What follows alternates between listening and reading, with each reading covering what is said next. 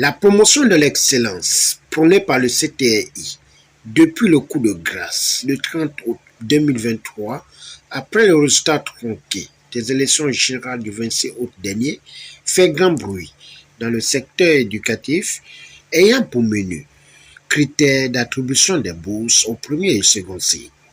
C'est dans ce cadre que notre rédaction s'est rendue dans 2 établissements au 5e arrondissement de la commune de Libreville pour une enquête. La bourse a toujours été un stimulant qui booste les apprenants à se surpasser, à se dépasser. Et je commencerai par regarder ce qui est en train d'être fait ces derniers jours, les revendications à gauche et à droite, les marches qui veulent se faire. J'espère qu'il n'y a pas une main noire derrière,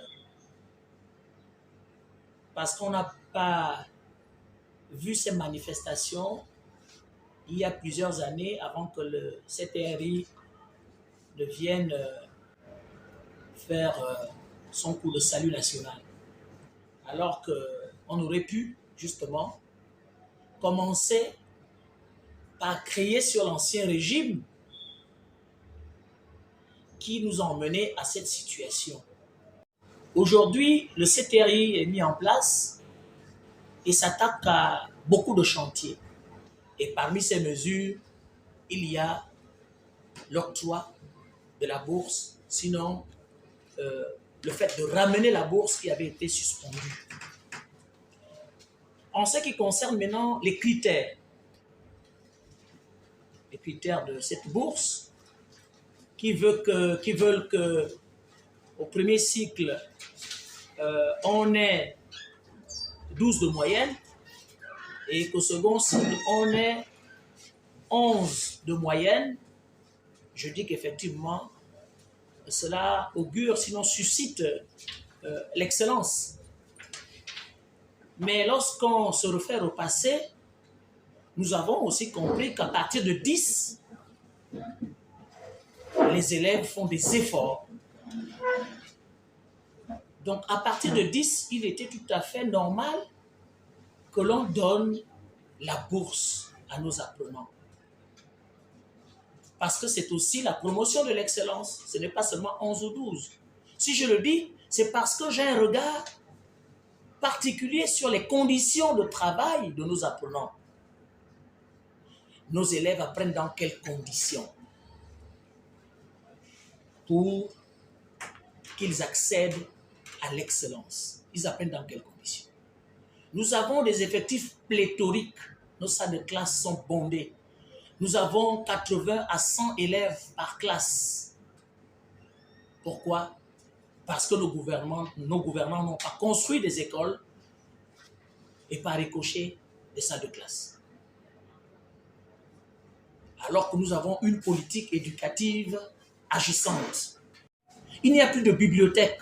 Moi, à mon époque, lorsque je suis allé au lycée, nous avions une bibliothèque digne de ce nom. Il y a certes des cyber, mais est-ce que tous les parents ont des moyens d'envoyer leurs enfants dans les cyber faire des recherches ou pour être connectés régulièrement ou pour avoir un Wi-Fi à la maison? Non. Dans ces mêmes établissements, nos établissements, nous n'avons pas des toilettes dignes de ce nom. Les enfants peuvent vouloir aller aux besoins, mais qu'est-ce qu'ils vont faire? Ils vont garder ces besoins-là, être mal à l'aise jusqu'à la fin des cours, ou ils vont les faire dans la nature, à partir ou même au sein de l'établissement. Nous avons des établissements où les plateaux sportifs n'existent pas. Et une enquête a été faite au début d'année qui parlait du déficit des enseignants. Ce qui fait que, sorti du premier trimestre, nous avons remarqué qu'il y a certaines disciplines pour lesquelles les élèves n'ont pas été classés. Alors, à quel moment prendre l'excellence? Il faut juste reconnaître qu'on ne peut prendre l'excellence que si toutes les conditions sont réunies. En toute honnêteté, nous n'avons pas de CDI, centre de lecture, centre de documentation et d'informatique, nous ne les avons pas. Alors, les élèves comme on l'a connu pour nous qui avons appris entre les années 90 et 2000, nous avions par exemple dans la ville de Mela une bibliothèque municipale. Il faut dire que l'élève africain se surpasse. Donc quand les conditions ne sont pas réunies, l'élève ou l'Africain, l'apprenant africain fait de son mieux.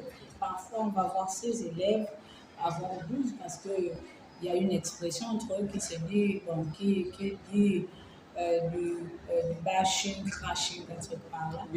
Bashing, crashing. Mais il faut dire que l'élève n'a pas par une bonne condition. Donc, c'est peut-être ça, peut-être du miracle pour voir ces élèves qui connaissent cette performance de 12, mais les conditions ne savent pas.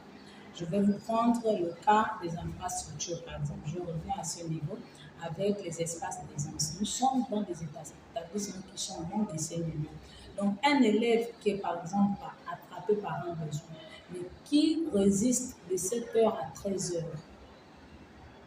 même si l'enseignant est là, il donne de son meilleur pour faire comprendre les enfants, mais l'élève est déjà inquiété par le besoin, donc il ne peut pas concentrer. Comment voulez-vous qu'un élève puisse réaliser une telle performance? Donc, il y a tellement de critères, mais pour moi, j'estime que le critère qu'on devrait mettre en avant, c'est celui de conditions de travail et d'apprentissage. Donc là, on tient compte à la fois de l'enseignant, qui est un des acteurs, et à la fois l'élève qui l'est aussi. Donc, que les autorités en place, avant de prendre l'exemple, puissent réunir toutes ces conditions. La décision prise par notre chef n'est pas mauvaise, sauf qu'ils auraient pu prévenir les enfants depuis la rentrée scolaire. Ces derniers auraient pu mieux se préparer par rapport à leurs résultats, leur travail. Parce que si on prend en compte la situation de chaque enfant ici, il y a des élèves, pour accéder à l'établissement, c'est vrai, ils ont ce qu'ils appellent le Ngori, ils ont les bus gratuits, mais c'est pas facile de monter dans ce bus. Mais ils vivent comment chez eux? Ce n'est pas facile, on travaille dans quelles conditions? Ils peuvent s'en sortir, c'est vrai, on peut les motiver 12 au premier cycle. Ils peuvent avoir même plus de 12, mais ce n'est pas donné à tous les enfants. Non, c'est parce que les conditions de vie de tout un chacun ne suivent pas pour obtenir une moyenne de 12. Les personnes qu'il a mis à côté de lui, ça c'est mon jugement personnel, je pense que les pédagogistes qui sont là, ils ont une mission, c'est celle de saboter le travail du président du CTR. Nous ne comprenons pas que dans une nation, l'éducation ne soit pas une priorité pour le ministre de l'Éducation nationale et pour les membres du gouvernement. Parce que si on veut parler de l'excellence, par exemple, juste un sujet, si on veut parler de l'excellence pour donner des bourses, pour permettre à ces enfants qui sont excellents de pouvoir évoluer, mais si l'éducation nationale n'est pas holistique, alors ça va se passer comment? Celui qui se trouve au fin fond de Méba, là-bas, dans une école où le toit a sauté et il y a des bœufs qui viennent boire de l'eau dans la rivière où les enfants vont boire de l'eau. Comment voulez-vous que ces enfants puissent être des excellents demain pour avoir 12 de moyenne et obtenir leur bourse? Impossible. Après les avis et éclairages de Thierry Ondo Assumo, Andrea Ghislaine Bigot, Avom Suzy et un leader syndical du secteur éducatif, le surveillant général du CS Romain Boka, sans filtre, sans langue de bois, n'a pas hésité à inviter les élèves à l'effort, sachant que d'autres élèves, dans les mêmes conditions, parviennent à avoir la moyenne exigée pour l'excellence. Moi, je ne suis pas contre la mesure qui a été prise. Moi, je me dis que c'est une mesure qui est normale, c'est une bonne mesure. Dans la mesure où nous voyons qu'aujourd'hui, d'abord, c'est vrai, il peut arriver. On voit que beaucoup d'élèves aujourd'hui, beaucoup d'enfants, nos enfants aujourd'hui, n'ont plus la motivation d'apprendre. Maintenant, quand on parle aujourd'hui de bourses, on peut parler passé. Ces problèmes de bourse, le gouvernement sortant je suppose, il faut le dire ainsi. Ils ont coupé les bourses. Il n'y a pas eu de grève, il n'y a pas eu de sûrement, comme on le voit aujourd'hui là maintenant. Le CTI est venu, ils ont pris le pouvoir. Dieu merci. Et ils ont beaucoup d'intentions par rapport à notre pays. Si maintenant, aujourd'hui, ils ont décidé de remettre les bourses et avec des conditions comme cela a été établi, je pense qu'au moins de ma part, c'est encourageant. Parce qu'il faut amener l'enfant à travailler. La bourse ne permet pas à l'enfant d'aller en classe supérieure. Non. La bourse n'est qu'un stimulant. Hein? Vous voyez, non? C'est un stimulant. C'est un encouragement pour que nos enfants puissent apprendre. Mais sinon, mettre en tête que pour que l'enfant soit en classe supérieure, c'est la bourse. Non, la bourse ne peut pas aller en classe supérieure. Ce n'est qu'un moyen. Ce sont les choses qu'on donne aux enfants pour les encourager à travailler. Si l'enfant a son 10, il va en classe supérieure. Aujourd'hui, faire un peu de bruit sur la bourse, c'est vrai, par le passé, nous avons vu cela, mais les cas actuels, comme on l'a dit, j'ai su Madame Laurence Lo à la télévision. Moi, en tout cas, j'ai bien vu, elle a bien débattu, je l'applaudis. C'est pour dire que nous ne devons pas dire qu'aujourd'hui, la décision qui a été prise est mauvaise. Elle n'est pas mauvaise en tant que telle, mais c'est aussi une bonne décision parce qu'il faut comprendre qu'aujourd'hui, moi, plus souvent, j'insiste aux examens, je vais par le bac, je suis au bac, par exemple. Nous avons des enfants aujourd'hui qui ont des problèmes. Un enfant peut te demander que ce mot signifie que nos enfants aujourd'hui n'ont plus l'école, ils ne veulent plus apprendre. Pourquoi aujourd'hui, les mesures sur, par exemple, quand on voit les mesures sur les bars, qu'il faut faire les bars, tout. C'est parce qu'on a constaté que beaucoup d'enfants aujourd'hui sont abandonnés, se livrent à n'importe quoi, tout. Même parfois, les parents, ils sont pas ce que les enfants font devoir. Donc, pour moi, de mon côté, je me dis que cette mesure, elle est sanitaire. Cette mesure est sanitaire. Il faudrait que nos enfants apprennent à travailler dans l'excellence. Il faut encourager l'enfant à travailler et à voir. Nous, on a fait des études. Nous avons fait des études. Nous, par exemple, quand on voit les années 80, les années 80, 90, quand un enfant était en troisième, un enfant était en quatrième, il avait un bon niveau. Mais aujourd'hui, c'est carrément différent. Un enfant qui vient des primaires, il va en sixième.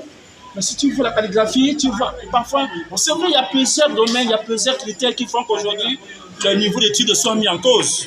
Mais seulement, en ce qui concerne la bourse, je me dis, c'est quand même sanitaire de dire que l'enfant doit travailler pour qu'il mérite la bourse. Non, 10, c'est pour que l'enfant passe en classe supérieure. Mais la bourse, c'est un acquis, c'est juste pour encourager l'enfant à pouvoir travailler. C'est mon avis par rapport à la décision qui était prise. Face à cette situation, certains élèves ont donné leur avis sur les critères de la bourse de l'excellence qui fait polémique après son retour pour encourager le fer de lance de la nation. Ok, moi de ce que je peux dire en fonction de ce que notre président a décidé, c'est que lorsqu'il décide de mettre une fonction, disons que non, ceux qui peuvent avoir la bourse, c'est en fonction de la moyenne de 12. C'est pas vraiment honnête ce qu'il vient de faire, mais il n'a pas tort de dire, mais ce qu'il a fait, ce n'est pas bien. Car ceux qui ont eu les 10, qui ont fait l'effort d'avoir une moyenne, ils peuvent aussi avoir la bourse. Car ils ont pu travailler, comme mon prof dit de le dire, ils ont fait de leur mieux. Je viens parler pour la bourse. Je tiens à dire vraiment que ce choix qu'ils ont eu à faire pour dire que le premier cycle, c'est 12 et pour le second, c'est 11. Vraiment, comment dirais-je, ces bourses, c'est cette décision qu'ils ont eu à prendre de nous n'aide pas beaucoup parce que vivement avec les 10 que nous avons eu à avoir, nous sommes vraiment battus pour avoir cela et nous ne sommes pas d'accord avec ce choix. La décision, elle est bonne d'un côté, de l'autre, elle n'est pas bonne. Pourquoi? Parce que en ce moment, on est dans une période de transition. Donc les autorités de transition, en fait, c'est une transition de la restauration des institutions. En fait, donc on est dans un gabon de transition. Donc, les autorités ont trouvé mieux que nous puissions travailler en fait. Vu qu'au secondaire, la moyenne pour la bourse faut atteindre un 12 trimestriel. Bon, moi de mon côté, je trouve que la troisième, pour avoir une moyenne de 12, ce n'est pas vraiment simple. Mais sinon, les autres classes, 6e, 5e, 4e, ça c'est mais la troisième, vraiment, mes frères de la troisième, ils auront vraiment des difficultés pour avoir vraiment des moyens élevés à partir de 12. Pour la bourse au second cycle, on voit plus que pour avoir la moyenne de 11, c'est un peu difficile. Parce qu'il y a certaines classes d'abord qui n'ont pas la totalité des professeurs. Mais pour ceux qui ont la totalité des professeurs, ça peut se faire, avoir 11 et avoir la bourse trimestrielle. Mais est-ce que tous les élèves ont cette capacité-là d'avoir les 11 là? Bon, ça c'est une avis personnel. Bon, par contre, pour moi, il faut juste l'effort pour avoir 11. Mais si on se met à fond, on peut avoir cette bourse-là. Donc, c'est juste un type de travail. Si on peut travailler, on peut avoir la bourse. L'on se pose la question de savoir de quelle catégorie de bourse fixée par le décret 148 conformément à l'article 26 encadre le montant des bourses par catégorie.